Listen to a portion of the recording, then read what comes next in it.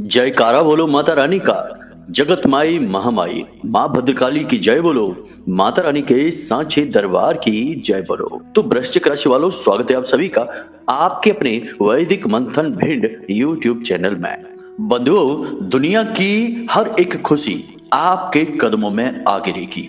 आपका दुश्मन भी आपके सामने घुटने टेक देगा और आपकी जिंदगी की हर एक तकलीफ, हर एक दुख एक झटके में समाप्त हो जाएगा। जी हाँ बंधुओं, बस आपको करना यह है कि पानी में मिलाकर पी लेना है। यह एक दिव्य चीज है और इस एक शब्द को चुपचाप मन ही मन बोलते रहना है। फिर आप जो पानी पिएंगे वह पानी कोई साधारण पानी नहीं रहेगा, दिव्य ऊर्जाओं का अमृत पेय बन जाएगा और आपके अंदर हर एक नकारात्मकता को निकाल कर बाहर फेंक देगा। आप जब इस पानी को पिएंगे तो स्वयं इस पानी का प्रभाव अपने तन, मन और अपने जीवन में महसूस करने लगेंगे। बंधुओं, 2025 का यह सबसे शक्तिशाली रामबाण उपाय और क्रिया है जो आज हम आपको बताने जा रहे हैं। जो भी व्यक्ति आज इस कार्यक्रम को देख लेगा वह अपने जीवन को क्रांतिकारी ढंग से बदल पाएगा, क्योंकि बंधुओं, हम ना केवल आपको इस दिव्य शब्द के बारे में और इस एक महाशक्तिशाली गुप्त परंतु बेहद शक्तिशाली चीज के बारे में बताएंगे जिसे आपको पानी में मिलाकर पीना है। इसी के साथ साथ हम आपको 3 ऐसे बेहद शक्तिशाली, बेहद गुप्त और एक तरह से देखा जाए तो तांत्रिक उपायों को भी बताएंगे जिन्हें आपको अपने जीवन में अवश्य ही उतार लेना है। ये बेहद शक्तिशाली हैं और इनका प्रभाव आपको चमत्कारी ढंग से बदल डालेगा। आपके जीवन में जितने भी दुख तकलीफ हैं सब एक झटके में समाप्त कर डालेंगे। कहने का मतलब यह है कि आज का यह कार्यक्रम दिव्य शक्तियों से, ऊर्जाओं से भरा हुआ है। दिव्य ज्ञान से आज का यह कार्यक्रम ओतप्रोत है। बस जरूरत है तो आपको इस दिव्य ज्ञान को हासिल कर लेने की। बड़ी ही सरल लेकिन बेहद शक्तिशाली क्रियाओं को हम इसमें बताने जा रहे हैं। इसी के साथ साथ बंधुओं, आने वाले 5 से 7 दिनों में आपके जीवन में 3 बेहद बड़ी, बहुत ही अच्छी खुशखबरियां आने वाली हैं।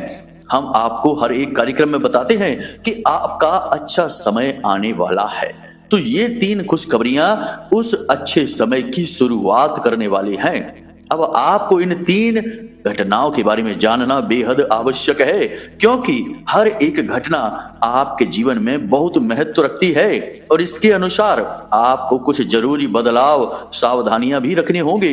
कहने का मतलब यह है कि ये घटनाएं आपके जीवन में बदलाव तो लेकर आएंगी, आपको बहुत कुछ देंगी, परंतु बदले में आपसे इनकी कुछ मांग भी है। हर बदलता समय कुछ न कुछ मांग अवश्य करता है। बुद्धिमान इंसान इन मांगों को पहचान जाता है और परिवर्तन करना शुरू कर देता है, और मूर्ख कुछ भी नहीं समझता, वह अपने आप को ही श्रेष्ठ समझता रहता है और अधूरे ज्ञान के साथ अपने जीवन को स्वयं ही नरक बनाता रहता है।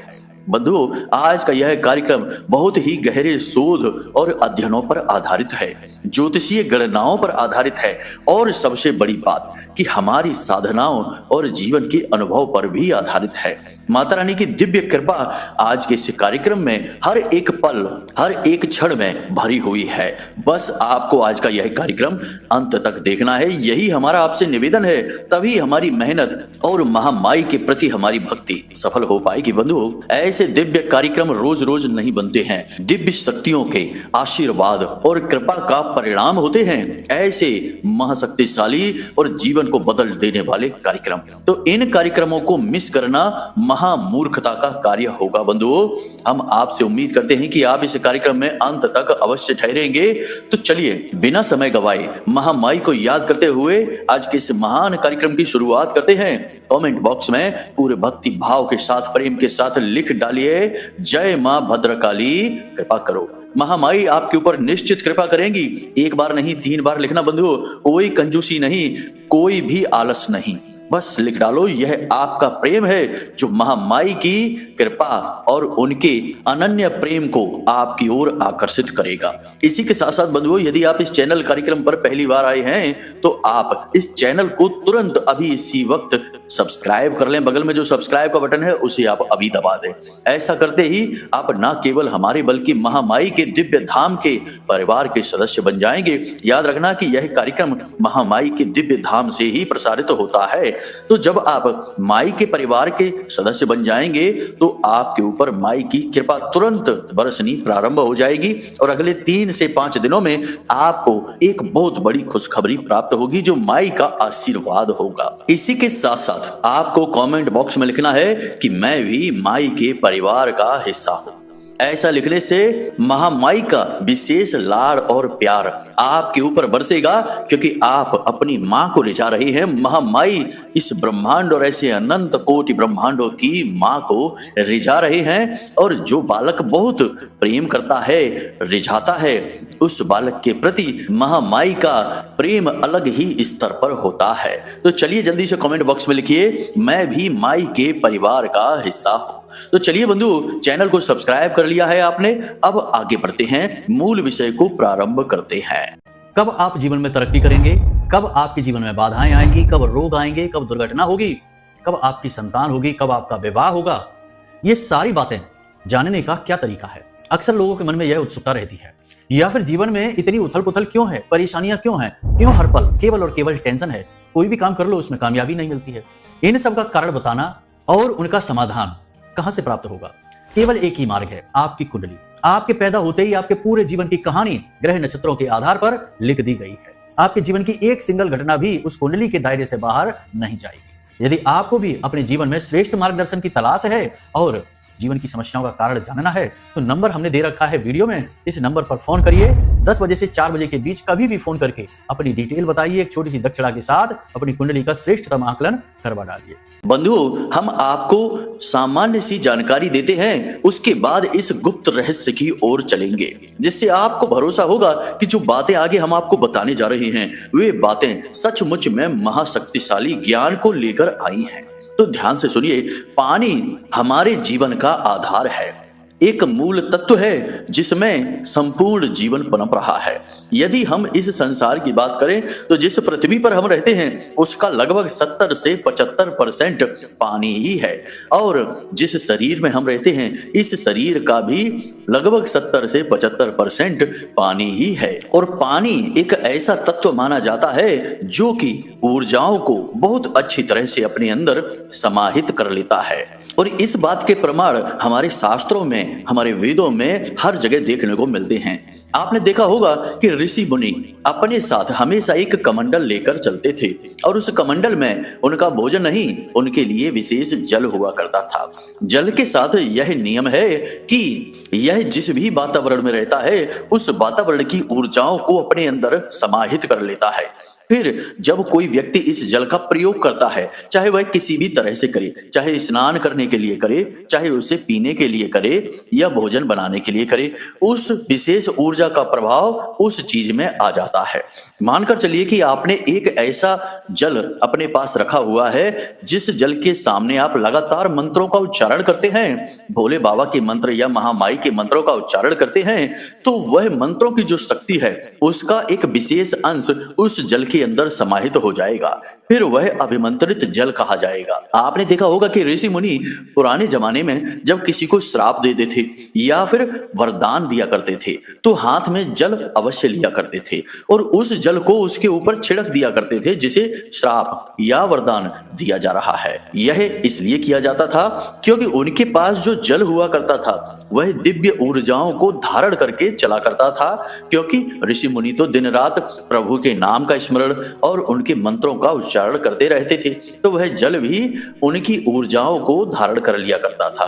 इसीलिए जल का प्रयोग किया जाता था इन विशेष दिव्य क्रियाओं के लिए। बंधुओं, जो बातें हम आपको बता रहे हैं वे पूर्ण रूप से व्यवहारिक हैं और जीवन में इसी तरह कार्य करती हैं। आप माने या न माने, लेकिन आप जिस पानी को पी रहे हैं वह पानी आपके जीवन में हो सकता है कि आपकी परेशानी का मुख्य कारण बना बैठा हो, या फिर हो सकता है कि आप उसकी शक्तियों को नहीं जानते, इसलिए आप उस पानी का सदुपयोग नहीं कर पा रहे हैं। अब चलिए बात करते हैं स्नान की। तो आप जब स्नान करते हैं तो स्नान करने के बाद आप एकदम तरोताजा महसूस करते हैं, मन आपका हल्का हो जाता है और आपके अंदर एक नई ऊर्जा का संचार महसूस होने लगता है। आप सुबह से जागिए और स्नान न करिए तो आपको आलस हमेशा घेर कर बैठा रहेगा, लेकिन जैसे ही आप स्नान आदि करते हैं तो आप एकदम स्वच्छ हो जाते हैं और आपके अंदर एक नई ऊर्जा का संचार होता है। ऐसा क्यों होता है? क्योंकि आपने जल का प्रयोग किया है। जल न केवल आपके शरीर के मैल को साफ करता है, बल्कि आपके आसपास और आपके अंदर नकारात्मक ऊर्जाओं को भी दूर भगा देता है। अब यहाँ पर सोचने वाली बात यह है कि हमने कहा कि आपके जीवन की परेशानियों का मुख्य कारण हो सकता है कि आपका जल हो, यानी आप जिस जल का प्रयोग करते हैं, खास तौर से आप पीने के लिए जिस जल का प्रयोग करते हैं। तो अब ध्यान से सुनिए, कैसे हम जिस पानी को पीते हैं वह पानी हमारे अंदर नकारात्मकता को भरता है, हमारे आसपास नकारात्मक ऊर्जाओं को आकर्षित करता है।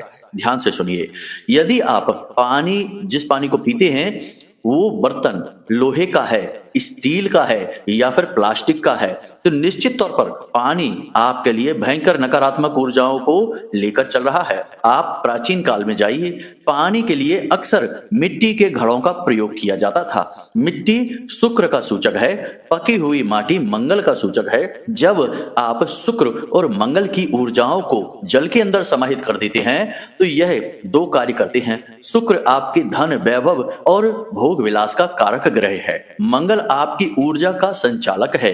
रोगों से लड़ने की क्षमता मंगल देता है आपको। इसी प्रकार आपने देखा होगा कि पुराने जमाने में लोहे के बर्तन या स्टील के बर्तन नहीं, पीतल के बर्तनों का प्रयोग किया जाता था। पीतल का बर्तन बृहस्पति का सूचक है। पीतल के बर्तन में रखा जल बृहस्पति की ऊर्जा को लेकर आएगा, यानी आपका गुरु मजबूत करेगा। अब गुरु क्या है? आपकी सद्बुद्धि, आपका गहरा ज्ञान, गहरी समझ और पारिवारिक सुख शांति और धन आपकी ओर आकर्षित होंगे। यानी कि जो पीतल के बर्तन में रखा जल पिएगा वह बहुत बुद्धिमान, बहुत ही तेजस्वी और बहुत ही सुंदर हो जाएगा। इसी के साथ साथ परिवार में भी सुख और शांति उसके आएगी, साथ ही साथ धन भी वह पर्याप्त मात्रा में कमा पाएगा। अब इतना नहीं कि वह लाखों करोड़ों में खेलने लगे, लेकिन इतना अवश्य कमा पाएगा कि वह अपने जीवन को सुख से जी पाएगा। तो आप समझ रहे हैं ना कि कैसे जल अलग अलग स्थानों पर जाकर अलग अलग ऊर्जाओं को धारण कर लेता है। अब ऋषि मुनियों के जो कमंडल हुआ करते थे वे अक्सर या तो पीतल के हुआ करते थे या फिर पुराने सूखे कुम्हेड़े आदि से बनाए गए होते थे, यानी वह प्राकृतिक तत्व हुआ करता था। दोनों ही स्थितियों में ऋषि मुनियों को ज्ञान प्राप्त हुआ था, प्रकृति से जुड़ाव महसूस होता था। तब इन साधनों का, इन चीजों का प्रयोग जल को धारण करने के लिए किया जाता था। लेकिन आज का जमाना बदल गया, अब लोग आधुनिकवादी हो गए हैं, उल्टा सीधा कुछ भी फैशन के चक्कर में प्रयोग करते रहते हैं। तो कोई प्लास्टिक का बर्तन ले आया, उसमें जल रखा हुआ है, कोई तो एल्यूमिनियम का बर्तन ले आया जो कि महाविनाशक है, रोग कारक है और अवरुद्ध करता है जीवन की संपूर्ण सकारात्मक ऊर्जाओं को, और कोई लोहे के या स्टील के बर्तन ले आया जिसमें जल रखा हुआ है। अब तो बहुत ही मुश्किल ऐसा देखने को मिलता है कि किसी के घर में पीतल के बर्तन में या मिट्टी के बर्तन में जल रखा गया हो। हमारी बात मानिए कि आपको अपने जीवन में यदि कोई परिवर्तन लेकर आना है, सकारात्मक ऊर्जा को लेकर आना है, तो आपको सबसे पहला कार्य यही करना होगा कि आपका जो पीने वाला जल है, आपके रसोई घर में जो बर्तन रखा है उस बर्तन को आप तुरंत बदल डालिए। मिट्टी का बर्तन, मिट्टी का घड़ा लेकर आएंगे तो अत्यंत सुंदर है, और यदि नहीं तो पीतल का बर्तन लेकर आइए जो बृहस्पति का कारक है। आप जिस दिन लेकर आएंगे और उसमें रखा जल पीना शुरू करेंगे, 24 घंटे के अंदर अंदर आपको अपने घर का वातावरण बदलता हुआ महसूस होगा। यकीन मानिए बंधु, ये हमारा अपना व्यक्तिगत आजमाया हुआ नुस्खा है। तो सबसे पहले तो पानी के पात्र को बदलिए।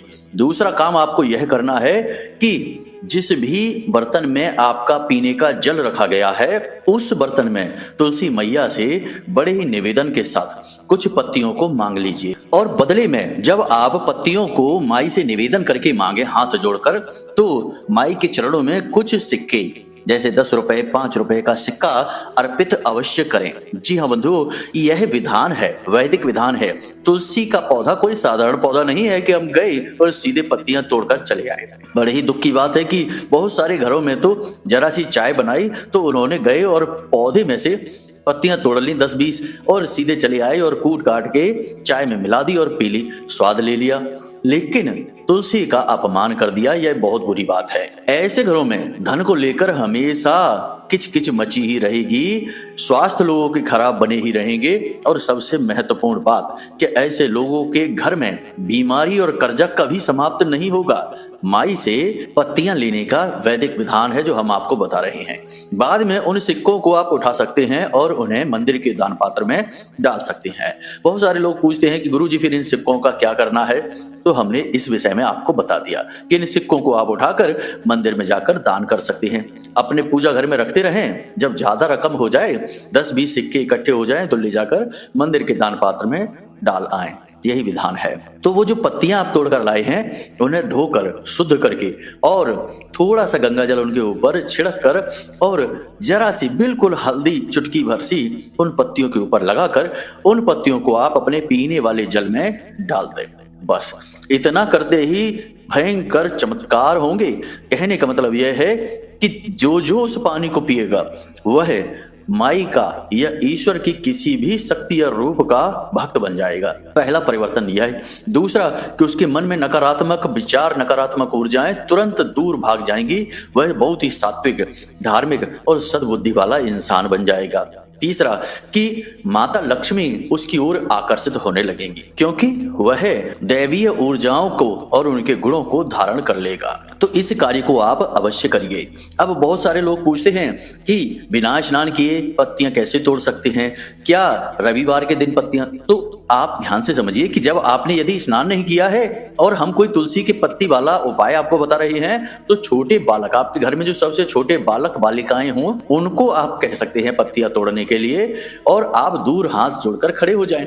बस यही नियम है। या फिर आप स्नान करने के बाद पत्तियां तोड़ लें। और याद रखें कि जिन दिनों पर पत्तियों को तोड़ने का विधान नहीं है उन दिनों पर ना तोड़ें, जैसे कि रविवार का दिन, एकादशी का दिन, चतुर्थी का दिन। इन दिनों पर पत्तियां नहीं तोड़ी जाती हैं तो इन दिनों पर आप ना तोड़ें। बस साधारण सी बात है, इसमें इतना ज्यादा टेंशन में आने की जरूरत नहीं है। तो उम्मीद है कि यहाँ तक आपको सारी बातें समझ में आ गई कि कैसे जल को शुद्ध, पवित्र और ऊर्जा से भरपूर बनाना है जो आपके जीवन में परिवर्तन की शुरुआत करेगी। अब हम आपको बताने जा रहे हैं एक बहुत ही दिव्य प्रयोग के बारे में। इस प्रयोग को आपको करना है सुबह के समय। सुबह के समय जब आप सोकर जागे तो जल का प्रयोग सबसे पहले करें, यानी कि अपने बिस्तर को छोड़ने से पहले ही जल अवश्य पिएं। पुराने जमाने में आप देखते होंगे कि लोग जब सोया करते थे तो अपने बिस्तर के सिरहाने 1 लोटा जल भरकर अवश्य रखा करते थे। सुबह जागते ही उस जल को पिया करते थे। आपको भी यही करना है कि इस दिव्य जल को, जिसको आपने तुलसी मैया की पत्तियां डालकर पवित्र किया, हल्दी डालकर पवित्र किया है, इस जल को एक पात्र में भरकर अपने सिरहाने रखना है और इतना ही जल रखना है जितना आप एक बार में पी सकते हैं। उसे बर्बाद नहीं करना है। अब उस जल को सुबह के समय आपको किस तरह प्रयोग करना है, यह दिव्य प्रयोग है, इसे जरा ध्यान से सुनना है। तो आपको क्या करना है कि सोकर जागे, अब उस जल को हाथ में लीजिए। अब आंख बंद करके बैठिए और आपकी जो अभिलाषाएं हैं, जो इच्छाएं हैं, जो आप पूरी होते हुए देखना चाहते हैं अपने जीवन में। मान लीजिए कि आप यदि बेरोजगार हैं तो आपको नौकरी चाहिए, बहुत अच्छी नौकरी। यदि आपका बिजनेस अच्छा नहीं चल रहा है तो आपको अपना बिजनेस अच्छा चलते हुए देखना है। लाखों करोड़ों की आमदनी देखनी है। कर्जे में है तो कर्जा चुकाते हुए देखना है। तो मन में ऐसी कल्पना करनी है आपको कि आपको बहुत अच्छी नौकरी लग चुकी है, आपका बिजनेस व्यापार बहुत अच्छी आमदनी दे रहा है, आप एक बहुत अच्छा जीवन जी रहे हैं। ऐसी आपको मन में कल्पना करनी है। इसे धारणा का विधान कहते हैं। धारणा बेहद आवश्यक है। शास्त्रों में इसके विषय में बहुत कुछ बताया गया है, लेकिन अभी हम ज्यादा कुछ नहीं बताएंगे आपको। आप बस हमारी इस बात को मान लीजिए। और ऋग्वेद का कथन है कि यथा पिंडे तथा ब्रह्मांडे, यानी कि आप जिस तरह की धारणा करेंगे वैसे ही आप बनते चले जाएंगे और फिर जैसे आप बनेंगे वैसा ही आपके आसपास का ब्रह्मांड बनेगा, यानी आसपास का वातावरण भी निर्मित होता चला जाएगा। तो आपको मन में कल्पना करनी है कि आपकी बहुत अच्छी नौकरी लग चुकी है और आप बेहद खुश हैं। बहुत ही अच्छा जीवन जी रहे हैं। बिजनेस व्यापार में है तो आपका बिजनेस बहुत अच्छा चल रहा है और आप बहुत खुश हैं, मुस्कुराते रहते हैं, हमेशा हंसते रहते हैं और दुनिया में खुशियां ही खुशियां बांट रहे हैं, ईश्वर को धन्यवाद दे रहे हैं।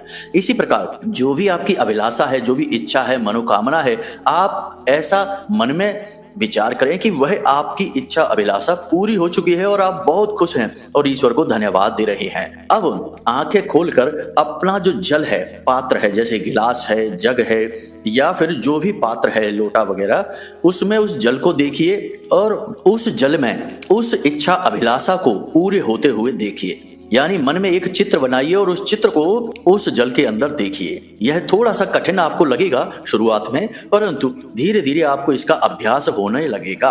आप अच्छे से ऑफिस में बैठे हैं, ऐसा एक चित्र आपका बना है और आपने उस चित्र को उस जल के अंदर देखा है। अब आपको मन ही मन इस मंत्र को बोलना है। अब कोई कहेगा कि अरे सुबह सुबह सोकर जाके बिना नहाए धोए इस मंत्र को कैसे बोल सकते हैं? तो आप ध्यान से सुनिए कि आपको यह मंत्र मन में बोलना है।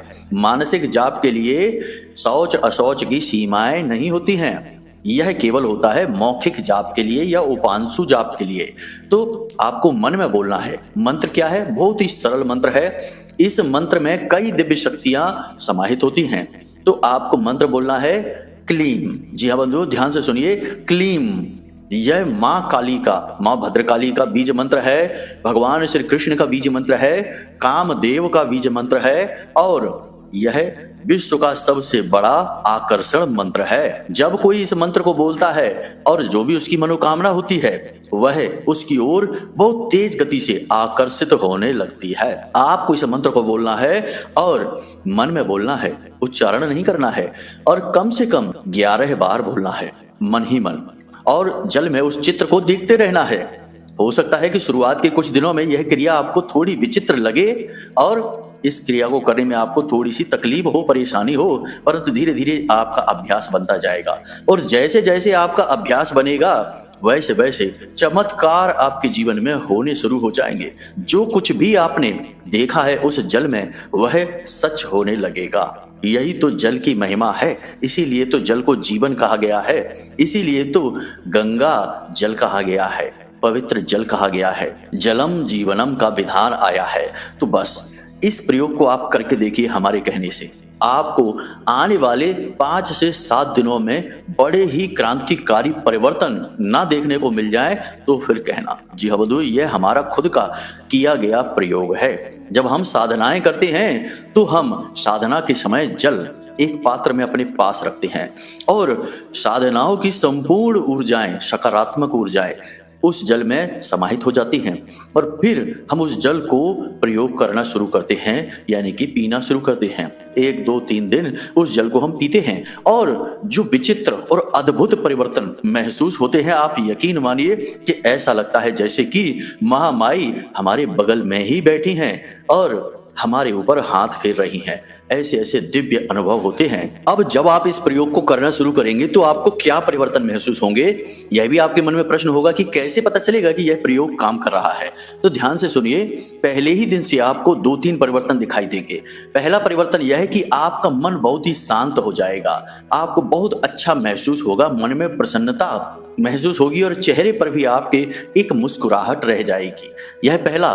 दूसरा कि आपके मन से जो डर है किसी अनर्थ के होने का या भविष्य की किसी बात को लेकर या कोई अनजाना सा भय है वह तुरंत भाग जाएगा। आपके अंदर आत्मविश्वास की एक लहर दौड़ेगी, आपको किसी भी चीज से डर नहीं लगेगा और किसी भी चीज के लिए मन में चिंताएं नहीं होंगी।